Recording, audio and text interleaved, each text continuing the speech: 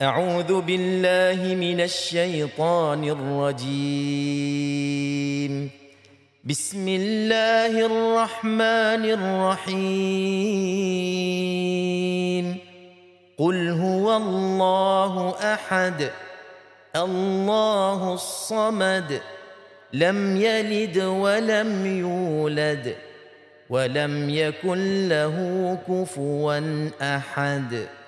Nabi SAW tunjuk contoh apabila kita membaca Al-Quran macam tuan host kita tadi okey, Abang Zainal kita dia sebut adalah kita berinteraksi ataupun kita mungkin berdialog dengan Allah Subhanahu Wa Taala. Sebab Al-Quranul Karim khitab, kata-kata Allah, kalamullah, kalam suci Allah yang ditujukan kepada hamba-hambanya. Maka Allah berkata dengan kita, jadi kita pun bila kita membaca kata-kata Allah, insya-Allah kita akan ada perasaan untuk kita nak membalas dengan reaksi kita lah.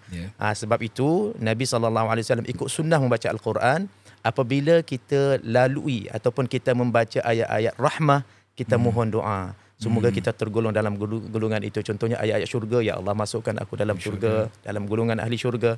Bila lalui ataupun kita membaca ayat-ayat azab, ayat siksaan, ayat neraka, ya Allah ta'awudz, minta Allah lindung kita, jauh kita. Sabda Nabi SAW, man qara'a ayatul kursi dubura kulli salatin lam yamna'hu min dukhulil jannata illa al-maut.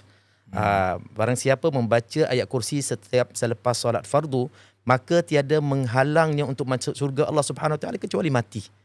Tunggu mati je terus masuk syurga Allah. Maknanya kita boleh faham di sini, insya-Allah dengan yakinnya orang yang mengamalkan membaca ayat kursi tak tinggal selepas solat fardu ni, insya-Allah kuburnya dah jadi satu-satu taman syurga. Subhanallah.